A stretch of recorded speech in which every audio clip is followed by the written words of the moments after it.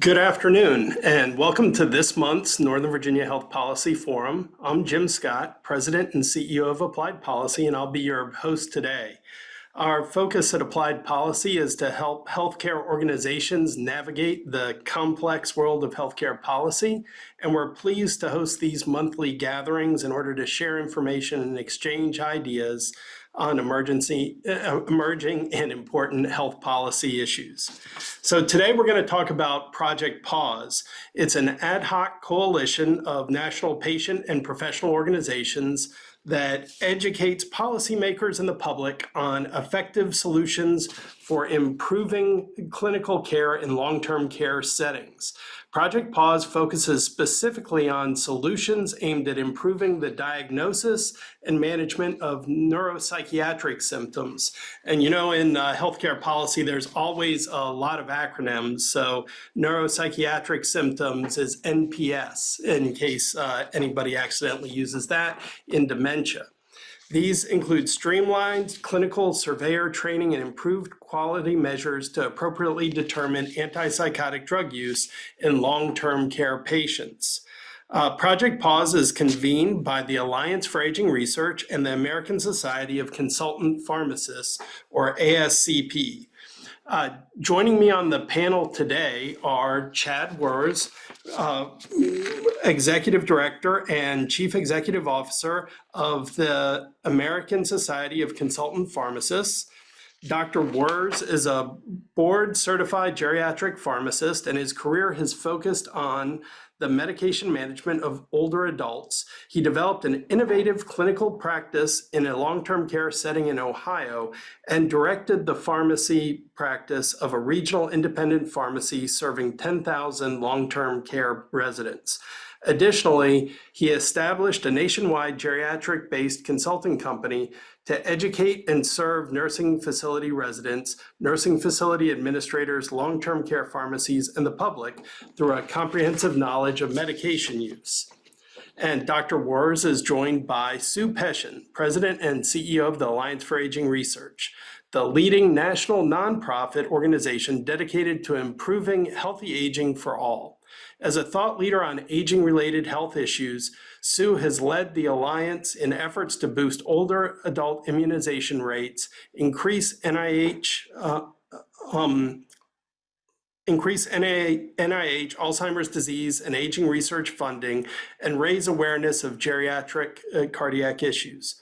Additionally, she focuses on the costs of healthcare and value frameworks and reform of Medicare treatment access issues.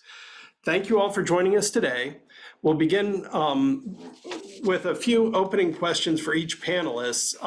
First, Sue, to set the stage, I know I briefly talked about the Alliance for Aging Research, but can you explain who the Alliance for Aging Research is and what they do, and what do they have to do with long-term care pharmacy? Absolutely, Jim, and thanks so much for having us here today.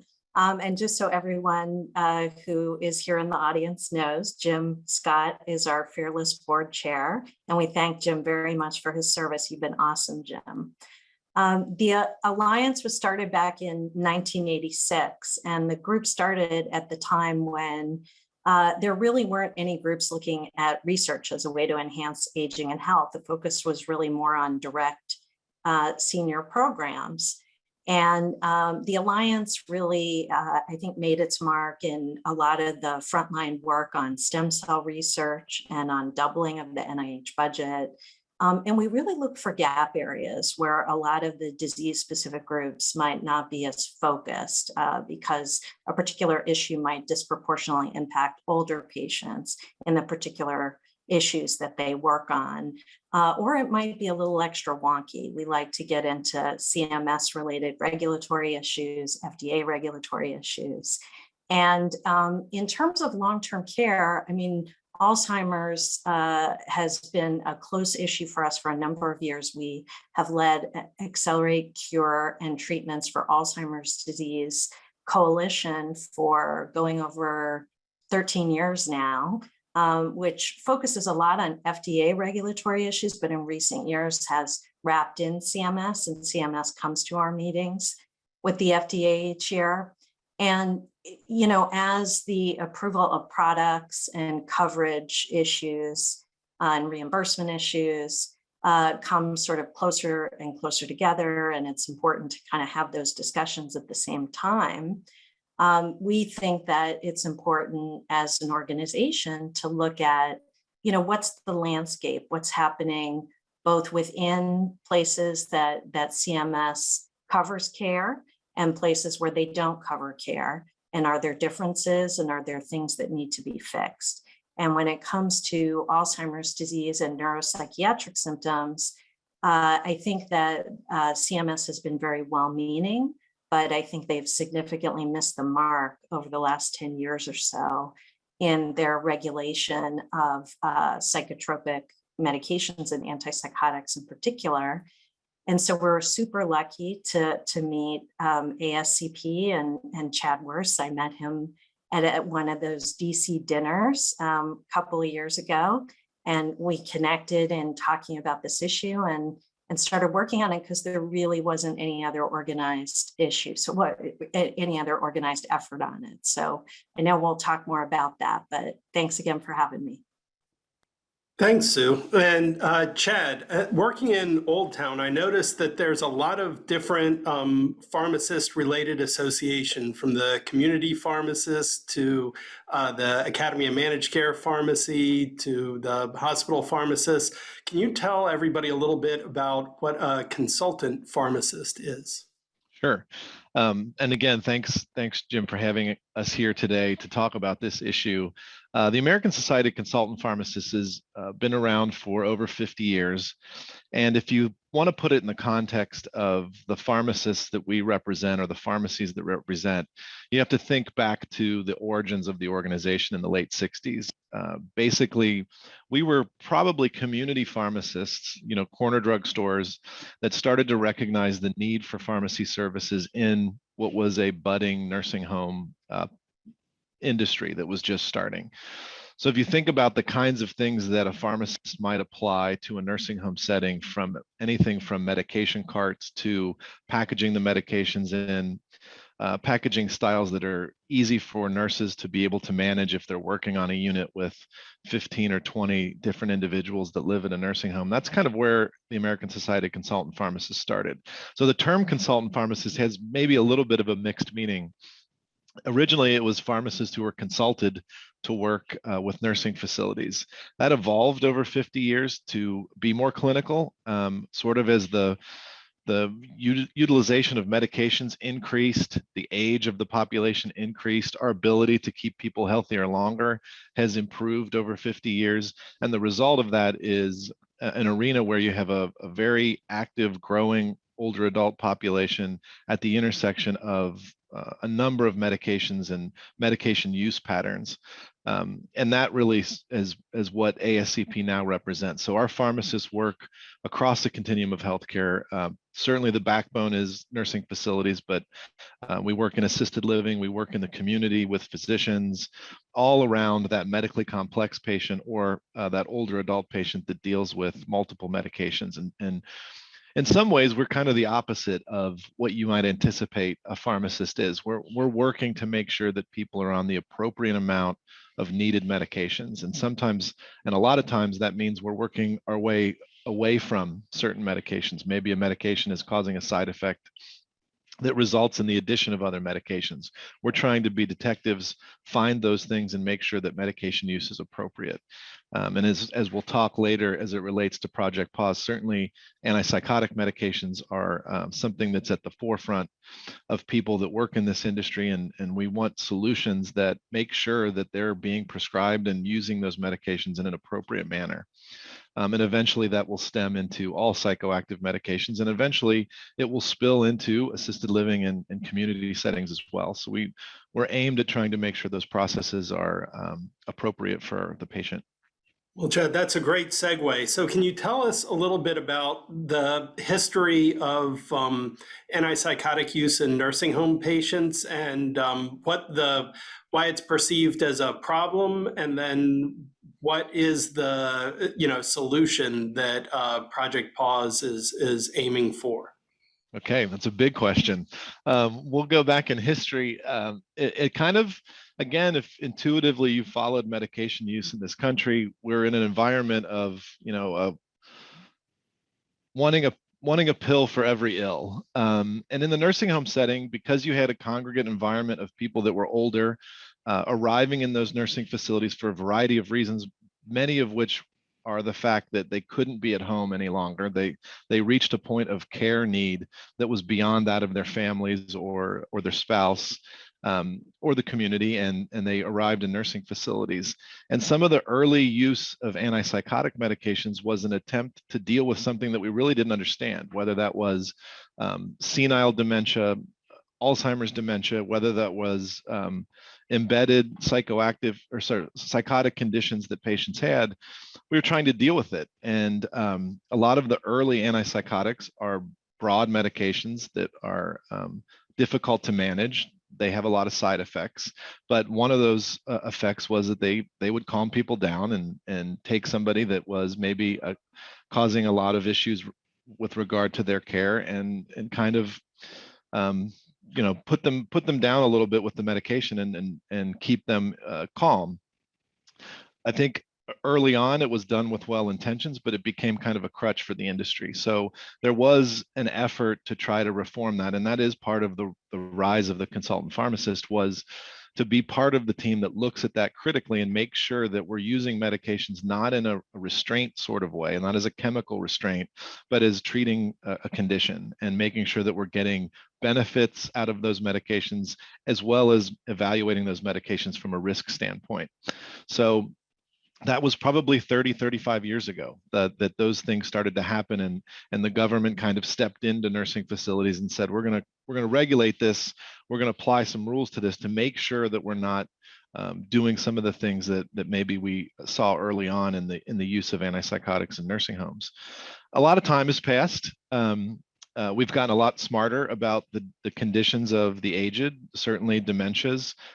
We've certainly gotten better at identifying and classifying people that have psychotic conditions or other behaviors that result in the use of psychoactive medications. But about 10 years ago, there was a national partnership on dementia that wanted to go a step further and really aim at appropriate use of antipsychotics and make sure that dementia patients were not inappropriately managed with an antipsychotic, that we were understanding their condition and that we were applying the correct medications to them. And that resulted in a metric that we now are aware of in long-term care called the Antipsychotic Metric. And there's basically two forms of it. One form is for those patients that use the nursing facility setting as a step down from hospital. So these would be patients that move from a hospital stay, they rehabilitate in a nursing home for a few weeks, and then they go home. And that metric is, if we start an antipsychotic in that individual, then that is a quality metric for that nursing home, essentially meaning we want to make sure that any new start antipsychotic of somebody naive to an antipsychotic, that we're doing the right checks for rationale, we have the right diagnosis, and we're treating them appropriately. That's not the aim of Project Pause. That's just one angle of these metrics. The other side of the metric is the custodial patient, the one that lives in the nursing home long term. And that metric is a very simple metric where we're taking the number of individuals that are on an antipsychotic and we're dividing by the number of individuals in that custodial stay. So it's a very simple math problem and a percentage. At the time of the national partnership, when you excluded for 3 conditions, schizophrenia, Huntington's, chorea, and Tourette's syndrome, all excluded from the perspective that those were evidence-based, valid reasons to be on an antipsychotic. When we took that metric, it was about 24%. This was, again, about 11 years ago. Over the course of the last 11 years, we have worked to try to reduce that percentage from 24% to some number that we considered appropriate. Along the way, we've been dealing with more evidence around where those medications could be used, more FDA indications on where those medications could be used, but we've arrived at about a 14.5% number today. So there has been some good progress at reducing the numbers of antipsychotics in nursing homes, but there's still a continued scrutiny on even that number at 14.5%. And at this point, the metric has evolved to create some situations that we feel like are maybe disadvantages for patients, and certainly maybe disadvantages for nursing homes. This is a metric that affects their quality scores in nursing home, and downstream could affect the way that they're reimbursed. And that simple math problem of number of patients on antipsychotics over the number of patients in that custodial stay can be misinterpreted. And some examples of that are, if you're in a small rural nursing home, you may be using antipsychotics for a wide variety of patients that are very appropriate: bipolar disorder, Parkinson's disease psychosis, major depressive disorder, all indications with FDA approval, but those are counting against you at the nursing home level. And at your numbers of people in your nursing home, your percentage looks very high, maybe compared to another nursing facility that has 150 or 180 patients under their care, where that number can wash out a little bit as it relates to those indications. So it's not really creating a metric that's a good comparator from nursing facility to nursing facility. Another example would be is if a nursing home decided to specialize in the care of individuals with advanced dementia or advanced psychosis. They're obviously going to have a much higher percentage of individuals, because that's their target patient, than maybe other nursing facilities. And again, from a simplistic quality metric perspective, they look like they're not performing as well as other nursing homes. So we recognize that there's some problems with the metric. There's also been some reactions to the metric that we feel like we can address with a reformed metric. And those would be things like recognizing that the antipsychotic is one way to manage somebody's behaviors, and that one way is counted, versus other ways we could manage it that aren't counted.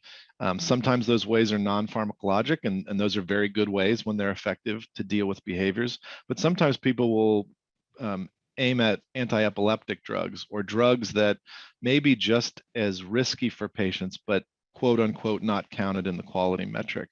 And we've seen some of that. We've also seen the potential that we might not want to admit people into nursing homes because they have existing psychotic diagnosis and they're on antipsychotics, knowing that by admitting them, we will be increasing our score or our percentage and reducing our quality score. So we're worried about those aspects of it. And we think after 10 years, it's time to look at that metric a little bit more closely and make sure that we're assigning appropriateness just as quickly as we're assigning the potential inappropriateness of medication. So we're asking for reform that looks at the multidisciplinary team's approach to patients, their documentation, whether they have rationale documented, whether they have benefits of the medication being documented, as well as watching for any risks of those medications, and allowing that structure to serve as a way to define appropriateness, leaving places where that documentation doesn't exist or that approach doesn't exist as potentially inappropriate use of antipsychotics. That would give us an ability to target better those potentially inappropriate uses of those drugs. It would also allow patients that are gaining benefit, that are treated appropriately, to be outside of the metric and not impact the quality score of the nursing facility. So that was kind of a long answer and somewhat complicated, and I'm sure we'll break that down, but that's the gist of what we're trying to accomplish with Project Pause. Thank you. So if I'm hearing you right, a long time ago, antipsychotic and other mental health medications were used inappropriately by nursing homes too frequently, and as chemical restraints to subdue the patients and keep them calm and easier to manage. And then the Centers for Medicare and Medicaid Services and other government entities became aware of that, and so decided to institute some quality metrics aimed at reducing the use of antipsychotics in nursing homes. And that, to a great degree, has been successful at reducing the overall use and damping down to some extent the inappropriate use. But it actually doesn't look at whether the use is inappropriate or appropriate. It looks at the total percentage of use. And some of that use, even if it's appropriate, could count against the nursing homes. So what Project Pause, I think I'm hearing you say, is trying to do is refine the metrics so that it's really looking at the appropriate use of antipsychotics in nursing homes, not just the total use of antipsychotics in nursing homes. Is that, do I have it right? Yeah, that's a fair assessment. I think what's happened over the years is that that number, that 14.5% as it exists today, has ceased to become the percentage of people that are potentially inappropriately treated, and has become, at least from a public perspective and from a congressional perspective, a number that's the number of people that are inappropriately treated with antipsychotics. And that's kind of what we've been fighting these last few years, is that interpretation, that's not what the number represents. Within that 14.5%, what we think is a large number of patients are appropriately managed. They're on the antipsychotics for the right reasons. They have a conscientious medical team that's tracking it and following it and making sure they're on the right medications. So we're trying to eliminate those appropriately managed individuals from causing a disadvantage for that nursing facility, or a disadvantage for the patient in terms of how a nursing facility or the medical team might approach them. Right. And on the flip side, if you're a small nursing home with, say, only 8 residents, you could be totally inappropriately managing one of the patients on antipsychotics and using them exactly the way they're not supposed to be used, but you would still have less than a 14% use rate, so you would fly under the radar. You would So fly I under the think radar, yeah. it sort of cuts both ways. And let me go back to Sue. The New York Times has written a series of articles about the use of antipsychotics and as chemical restraints in nursing facilities. What's your take on how they've dealt with the issue? They've done a couple of pieces, and they did some of their own analyses of the data. I'd like to think when folks are looking at this issue that they're all looking at it with the best of intent. A lot of people have had bad experiences in late life care, whether they be at home or in a long-term care setting. It's not easy. And Alzheimer's care is really challenging in general. And in fact, neuropsychiatric symptoms are one of the 2 main reasons. The other are continence issues, for why loved ones often get to a point where they need extra help, either someone coming to their home to help out, or when they get to a point where it's kind of beyond care in the home. And it's very tough because it's highly stigmatized. So, the New York Times pieces that came out sort of fed into, in our view, the stigma around this, both in terms of the symptoms themselves, as well as how nursing homes have kind of coped with CMS's change in regulation.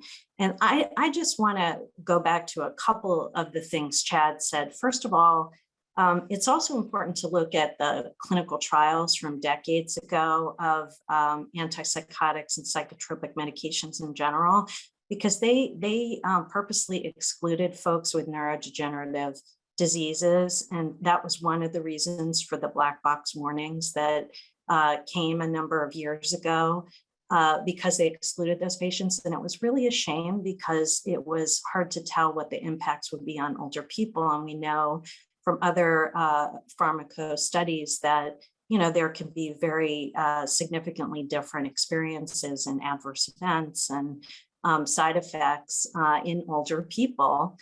They can also sometimes have better responses at lower doses, depending on the medications. So there's a lot of different reasons for why all this stigma sort of built up over the years. And in fact, if you look at the black box studies, there was a study that was done like a few years after those initial ones that came out that said the increase in deaths that resulted in the black box warning weren't found to be due to the medications themselves, but to the neuropsychiatric symptoms. In fact, experiencing dementia-related psychosis, depression, agitation, all these things cause tremendous stress on the body. They aggravate the dementia, they aggravate the course of the dementia, and they hasten death. So these are complicated issues. But instead, the New York Times, I think, took a bit of, the easy street route, and just kind of looked at how nursing homes have coped with choosing some of the diagnoses that are exempt, with the way that they looked at the data. And the last thing I really want to say in terms of these numbers, like when you say 14%, it doesn't really tell the story of any of the people that that are not included in that number, how it went down. In other words, CMS does not really track if the percentage of people with dementia in those facilities has stayed the same over time. And a lot of people probably on this call have heard of people who have been kicked out of nursing homes or assisted livings because of behaviors related to their dementia. And sometimes they're kicked out because a facility doesn't want another number on their books of somebody who needs the medications, but CMS doesn't track that. So that's like another piece of this puzzle that we're trying to sort of get to the bottom of, because the metric doesn't really count that. And then last, I would say, the New York Times, and in general, when people focus on these issues, they don't talk about the fact that we don't have enough research on non-pharmacologic interventions, on ways to redirect folks, on programs that would be useful. And none of us have ever said just use medication and don't use any other strategy. We always believe in doing both to the best of your ability. But folks sometimes get to a point where the non-pharmacologic doesn't help. I've had this experience in my own family with my great-grandmother before all these regs were in place. She had dementia and had psychosis. She had hallucinations and delusions that were really scary to her. And we watched her flail around, an 89-year-old lady, about the same in the number of pounds she was. She was tiny. And, she probably would have broken some bones very easily if they hadn't given her a shot of Haldol when she was going through these experiences, as much as they tried to redirect. And they had great staff.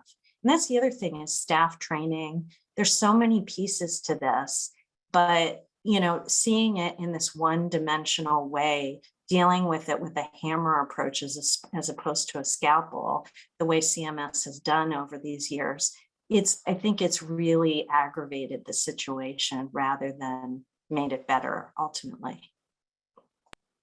Thanks, Sue. Like, definitely, the nursing homes are also they get in trouble for resident-on-resident violence, and then they also get in trouble for antipsychotic use. But some of the resident-on-resident violence may be a symptom of agitation among Alzheimer's patients or another symptom of their underlying condition. So it really puts the nursing homes in a tough position, especially with they have limitations on how much they can staff and how much can they train staff. And so I feel like it's like a little bit like if we focus on antipsychotics too much, CMS will just say, oh, well, you need better staff training. And it goes just sort of to another area. Whereas I think we probably need a holistic solution that looks at the whole problem. And like you said, not just the drug use, but also the staff training and other ways to effectively manage the patients so they don't hurt themselves, hurt each other, and can be properly cared for.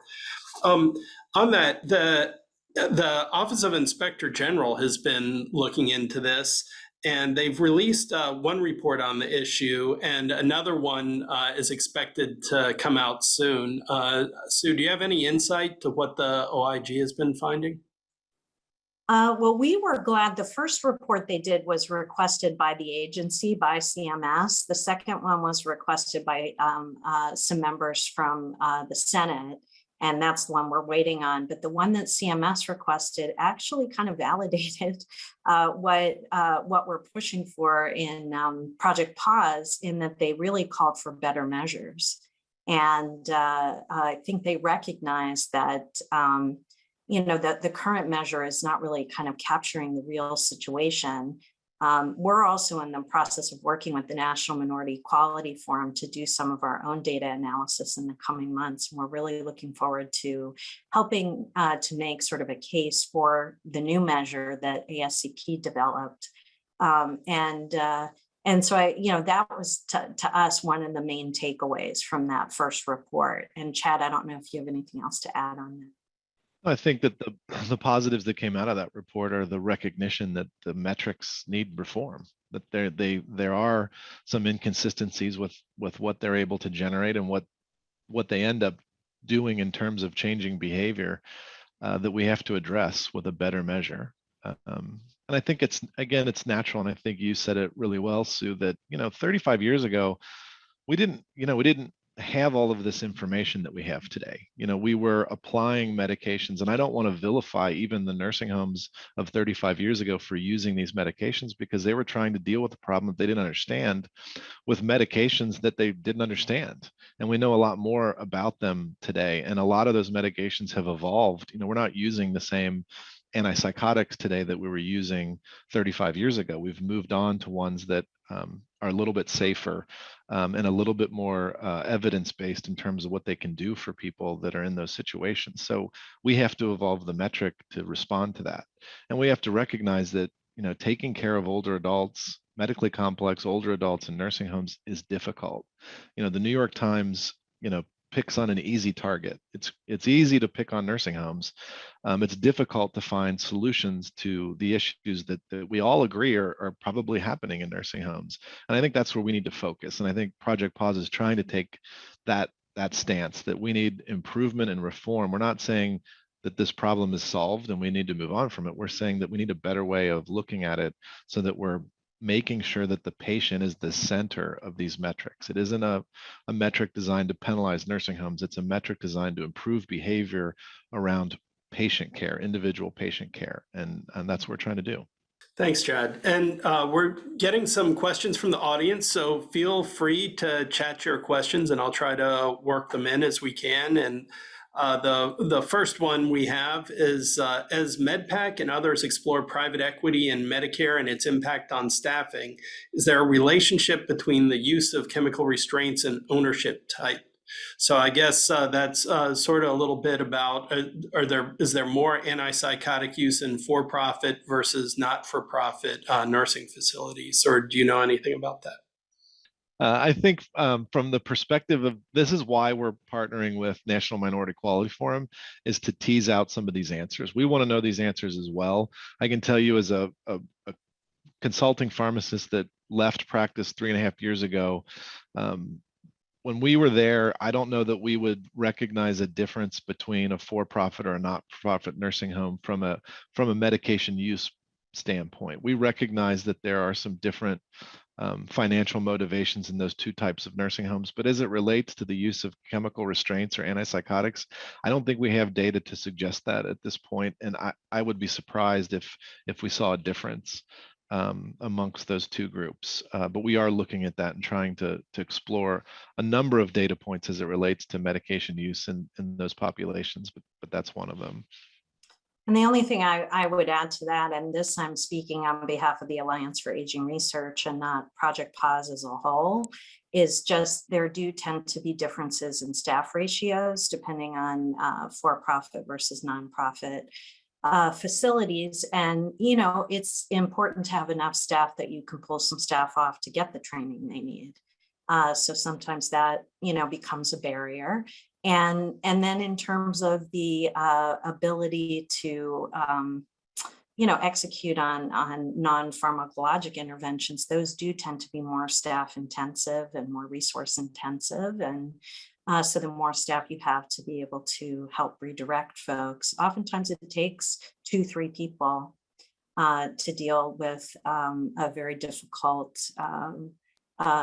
case of someone going through a hallucination or delusion. and it does take extra staff. So to Chad's point, we want to dig into the data a little bit more and find it. I don't know. I mean, I know members of Congress are looking at staff ratios really for the first time in a really long time. And I think it's a discussion worth having. Thanks, Sue. And the next question comes from my colleague in Switzerland, Kate, who happens to be a psychiatric nurse. And she was wondering if Project Pause has considered how countries outside the US are using antipsychotics in their long-term care facilities. I mean, that's a great question. I don't know that we've explored that specifically to any other countries and systems, but I think that would be something to look into. I don't purport that our healthcare system is the finest in the world from that perspective, and I think there's a lot of things we can learn. ASCP is an international society, so we do have members from other countries, and it would be worth looking into that. I think that's a good question. I agree. I'll say, I mean, I've been very fortunate to participate with the World Economic Forum for the last couple of years on their aging subcommittee, and we have a number of long-term care organizations from various countries that have participated. And during COVID, we did a series of webinars together, and including looking at long-term care because, you know, COVID was so difficult in those settings, and the use of psychotropics came up. There's definitely different approaches, especially in a lot of European countries, around staffing, around dementia care management. There's different approaches in terms of communities and how communities address dementia in different countries. There's also sometimes limitations, though, too, in terms of care and services, and particularly in access to any type of new medications when they come along. So there's pluses and minuses. It depends. So, you know, the shorter answer is, I'll tell you from the Alliance for Aging Research perspective, we have some knowledge, some experience of that. I do think that we can learn from each other. I think we need to be more in touch with each other on a regular basis. And we've talked about that through the WEF because there are a lot of learnings out of this pandemic from the long-term care setting. I'll follow up one more thing on that. I mean, I agree. There's also some cultural things in the way that we work with our older adult populations that are different country to country, obviously, and area to area. One of the fascinating things about the antipsychotic data in general is if we do collect data from Hawaii and Guam and Puerto Rico and the US Virgin Islands as part of the collection of data for quality metrics for nursing homes. And I will say in those areas, their use of antipsychotics is way lower. I don't know if we can deliver a beach to everybody, but it seems to be if you're in a warm beach-like environment, we don't use as many antipsychotics, and maybe that's intuitive. But there are certainly things we can learn from looking at different countries and looking at different areas on why they might be high or low in their use of medications. And Kate, we'd love to have a follow-up with you. Thank you, Sue. It's so good to see you now that I live in Basel, but great to see you. You too. Thanks. So let's go back into the weeds on one more detail I wanted to talk about a little bit more. So the current CMS measure, it looks at antipsychotic use, but it excludes schizophrenia and another couple of conditions.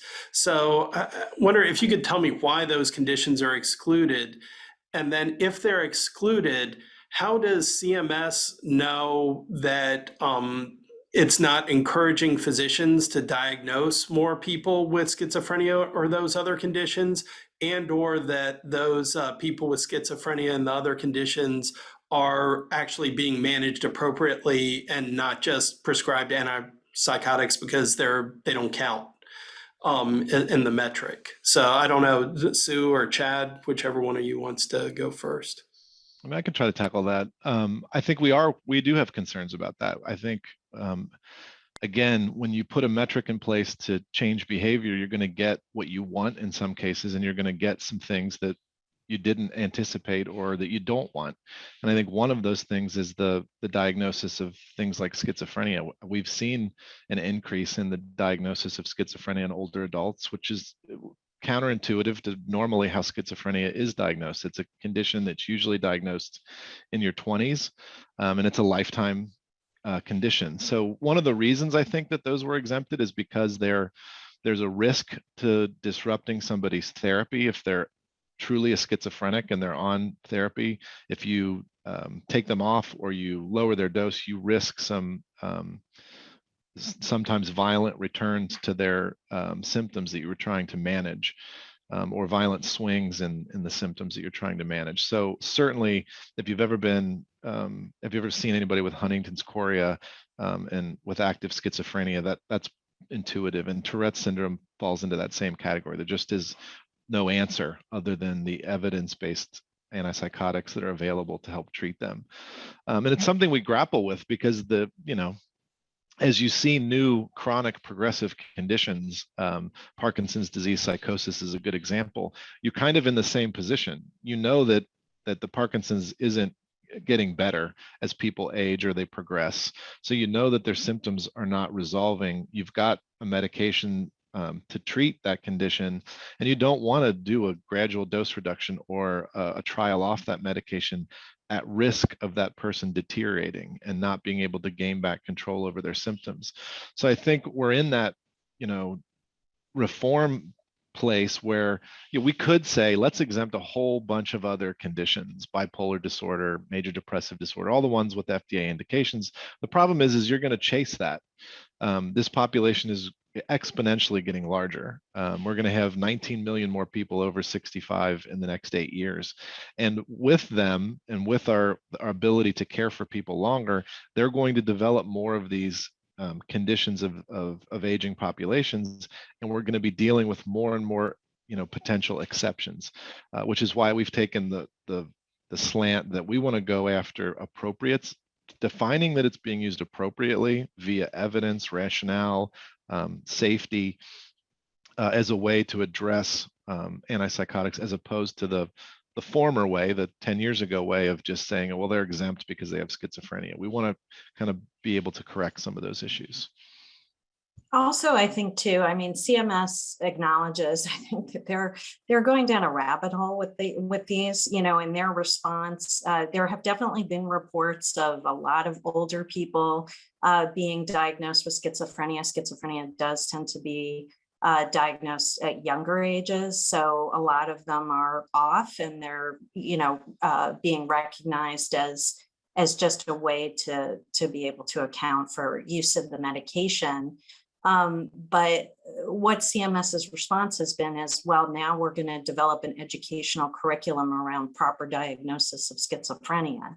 And this is ridiculous. It's like, they're going to have to kind of keep doing that, to Chad's point, instead of dealing with the actual root of the problem. And we have directly asked the agency why those three conditions were picked, and everyone I've talked to, at least so far, can't really track down why they just picked, because bipolar was certainly a recognized condition with on-label use medications that existed at the time of the regs, and it's not really clear why, and it comes at the problem from the wrong angle. So rather than advocating for expanding the list of excluded conditions, the Project Pause is actually looking to include all the patients in there, whether they have schizophrenia, Alzheimer's, Huntington's, or anything else, and really look at whether the antipsychotic use is appropriate or inappropriate for that patient. Do I have that right? Yes, that's exactly correct. We want to know. And we have had discussions with the folks at the New York Times and others, and we're totally okay with capturing all cases where they're used so that it can be delineated. We want good care. This is not about a stick approach of just going after people who are doing bad, horrible things. That's the other thing I've discovered since we've gotten more involved in these issues. Folks who work in the long-term care setting are just sort of wholesale dismissed as evil people. And they're some of the most patient, wonderful people. We enjoy working with ASCP so much, the medical directors, the folks that work in quality measures in pharmacy. They're all just such good-hearted people. They spend so much extra time. This population requires it, and you've got to be a good-hearted person. Not to say that bad things don't happen, but it's a barrier that we're trying to get over, in addition to just the general stigma around the illness. Yeah, I agree with that, and I think there are certainly examples of people with those conditions where gradual dose reductions, or maybe even you get to the point where you could trial off a medication, is very appropriate, but there's no metric that would drive that. So it's almost the flip side. As we age, if you've been a schizophrenic for 50 years, your requirements for medication use are going to be very different when you're 80 than when you were 30. But this current metric doesn't even address that. It just allows you to be excluded from that, which can have negative consequences as well. So yeah, I think it's important that, and I don't want to vilify opponents, but you have to keep the patient as the focus. If you're focused on taking down the nursing home or taking down the drug company, then your focus isn't in the right place. If your focus is taking care of the resident, then the other things work themselves out, and the metrics you arrive at and the procedures you arrive at are all designed to take better care of that individual patient. It's not let's go get a bad actor or a bad player. It's let's take care of people the right way the first time. And I think that's when you get to a better measurement system. Yeah, and one last thing, Jim, that I just want to mention to folks is I just think that it can be very damaging to both people living with dementia as well as family and caregivers when we stick to this paradigm, because it just creates a lot of guilt. Like they don't know how to, if they had just properly directed the person in a different way. And that, to me, I think a lot of folks who have very strong opinions on this have never really necessarily directly cared for somebody with advanced dementia who are going through this. We talk a lot about memory loss and cognitive issues. We don't talk very much about these other types of symptoms. And, it's because people isolate and they're very embarrassed by them. And we need to bring them out in the open and talk about them a lot more openly. And they are a challenge. And you can't just redirect somebody out of a hallucination that they might be having. You might be able to do it when it's more mild in form, but as it becomes more advanced, it's really troublesome. And this has to do with the fact that it's neurodegenerative. It's not something someone can help. We saw a slide deck from one of the consumer groups that's very strongly against any use of antipsychotics whatsoever. And they posted a picture of a screaming toddler and likened it to people with dementia as if it were just controlling a temper tantrum. And I found that offensive. Thanks, Sue. And then one, as we get close to wrapping this up, I've heard that there's some new pharmaceutical products on the horizon, for example, to treat things like agitation amongst people with Alzheimer's, which seems like it may be affected by the current quality metric and or affected by Project Pause's reform. Is that right? And could you talk a little bit about what's new and what does the current system mean for innovation in pharmaceutical products and other products?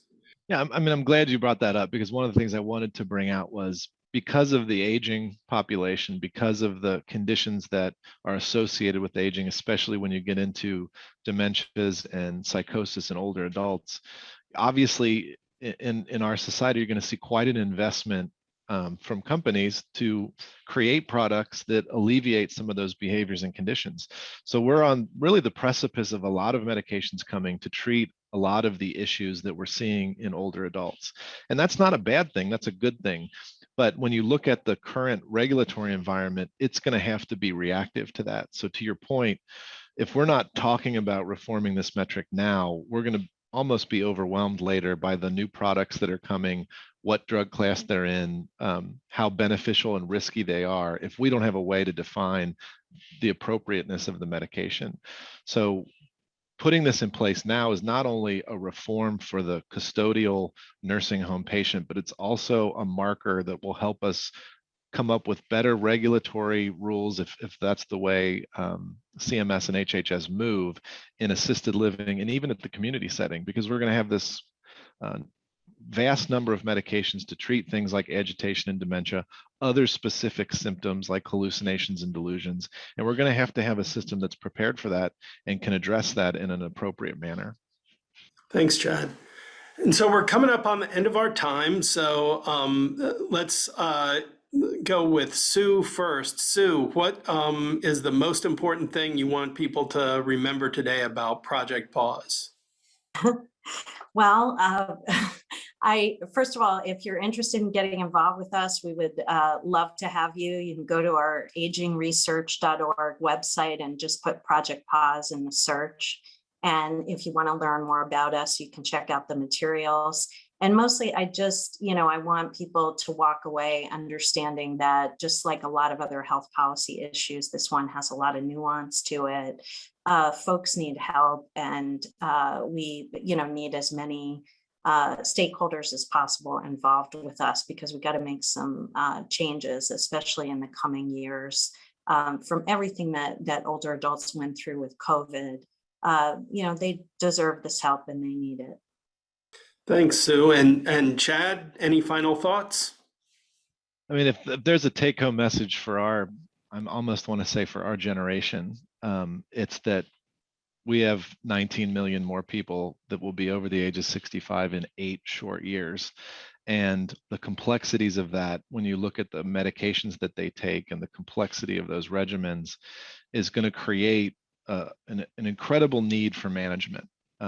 This is certainly a very specific example about antipsychotics in nursing homes, but what's coming across the continuum in terms of medication use and navigating complex medications is going to be critical for the healthcare system and certainly for the individuals in that age group, because they're on a lot of medications, they have a lot of comorbidities. We're getting better at keeping people well longer, but generally it's because of the way we create treatment regimens around them. And we have to be intentional about that, careful about that, and make sure that resources are there to ensure that that goes well. So I think that's the number one thing. Nursing homes, this is another sort of nuance to nursing homes, is we haven't made any more nursing home beds in the last 20 years. We have the same set number of licensed nursing home beds. But the population is growing significantly. So the patient that we might take care of in a nursing home today that arrived there because, as Sue pointed out, they had incontinence issues or they had behavioral issues, is not going to have a place at a nursing home in the future. That's going to be reserved for people that are even more sophisticated than they are. So they're going to be in memory care centers at assisted living facilities. A number of them may be living at home with technology and other resources. And we have to be prepared for that, and be prepared for that from a medication use perspective, and make sure we're doing the right things to protect them. Well, thank you both. And I guess the bottom line is CMS should not just measure use, but they should measure appropriate use in all their Medicare beneficiaries. So thank you all for joining us. Mark your calendars for an exciting panel we have on February 9th, 2022. It'll be at 12:30, and we're going to be joined by Jason Bennett, the Director of Technology, Coding, and Pricing at the Centers for Medicare and Medicaid Services, and Tamara Cyrick Jensen, the Director of the Coverage and Analysis Group. So if you know anything about CMS and its coverage of new products, it's coverage, coding, and payment. So Jason is in charge of the coding and payment for new products, and Tamara is in charge of the coverage. So any interest in new technology add-on payments, HCPCS codes, pass-through, all that stuff, if you're into that, join us on February 9th. So thank you all and have happy holidays, and we'll see you next year.